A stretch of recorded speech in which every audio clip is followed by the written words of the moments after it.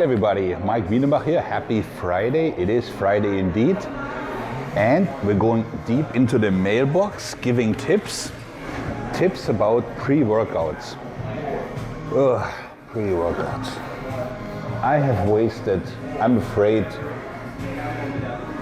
hundreds of dollars, not thousands, hundreds of dollars on pre-workouts. And you know what the problem with pre-workouts is? You, the manufacturer, cannot make a good one for 30 bucks. It's just not possible. So that's why pre-workouts more or less suck. Why is that? Because the ingredients in proper dosage are too expensive. Okay? So let me go over them. There's basically two categories. There is stimulants and then there's performance enhancing, shall we call them, okay? Let's do the stimulants first. There's of course the grandfather, the big daddy, which is caffeine, right? I mean, caffeine has more research than I can think of. There's fat burning, it's cognitive enhancements, it's fatigue crushing and so on and so forth. It's a hunger retardant. It's also very cheap. So every pre-workout on the planet more or less has caffeine because that costs nothing, right? You can dump 400 milligrams, 500 milligrams of caffeine in there and the person, the buyer, feels something. But you know, it's just a caffeine buzz. So that's that. Then going into the gray zone would be 1,3-DMAA. Anybody ever used Jack 3D by raise of hands? So I bought that I don't know how long ago. I took 2 scoops and I was on wired, right? But I couldn't even work out because I was just too wired. So lo and behold, later on it turns out they had used basically an amphetamine. So that is a substance to stay away from, my opinion. It's not worth the risk because yes, while it increased cognitive abilities and performance, there's the risk of seizure, heart attack, and that kind of stuff. Then there is yohimbine, which is not used all that often, but being a beta-2-mimetica, it has some sort of overlapping effect with caffeine and can enhance the use of the power of caffeine. It has a mild fat burning effect, but then there's the jittery aspect. And anyways, for it to be a sufficient dosage, you would need between 5 and 10 grams, which again, you will never ever get in a pre-workout. And lastly of the stimulants, there is teacrine, and that is an interesting substance. So teacrine is called the caffeine that doesn't crash, which is sort of true and sort of not. So it's derived from a plant, Camellia cuccia, and then basically what it does, it levels up dopamine, so it prevents dopamine uptake, so there's more dopamine in the brain, which makes you and your workout better and happier, and you can work out longer high intensity. And it lowers it in a way that there is no crash. So together with caffeine, there's a certain synergy, meaning 1 + 1 = 3. So the person can use less caffeine and get the same effects. Additionally, you do not get used to the effects of teacrine. Whereas with caffeine, you have to take more and more and more and more to get over your tolerance. So that is the category of the stimulants. Now moving on to those that are, shall we say, performance enhancing. The performance enhancing ones, in no particular order, I have as creatine, beta-alanine, Sertraline, Agmatine, and lastly L-tyrosine.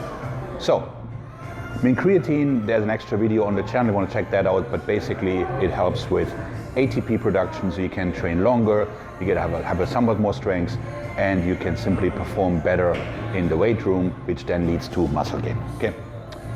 Beta-alanine is a newer supplement. It's a derivative of it's a beta amino acid, a derivative of L-alanine, and it's basically, and I'm oversimplifying here, it works as a very strong antioxidant in terms of keeping carnosine levels high in the muscle. Carnosine is basically the stuff that sprinters have, powerlifters, so the higher dose are, the better. It basically, what it does, and again, this is a bit oversimplified, it blocks the muscle from becoming too acidic when working out. So it chops down, it holds back on the H+ ions, because when they rise, your set is over. So it basically prolongs your set or your rep in that regard, okay? Pro tip, when you buy it, make sure it says carnosine, otherwise you're just buying the amino acid alanine for way too much money. Then there is Sertraline malate, which is also a derivative of the amino acid sertraline.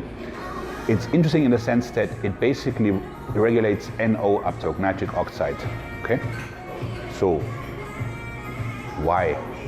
Well, think Viagra, okay? So the more nitric oxide you have, the better the blood flow is, the more glucose, the more protein, the more amino acids flow into the muscle, and the bigger the pump, right? Be it in the gym, in the bedroom, you get the idea. So that's where sertraline comes in. And then we have Agmatine, which is an interesting substance, to say the least. So Agmatine has a couple different functions. It works as almost like a nootropic in terms of improving focus. It is an antidepressant. It has been used in Europe for 2-3 decades, antidepressant. And it also helps with glucose uptake and insulin sensitivity, meaning you are able to stay leaner. It increases appetite, which for some people is a godsend, like yours truly, and it helps with the pump.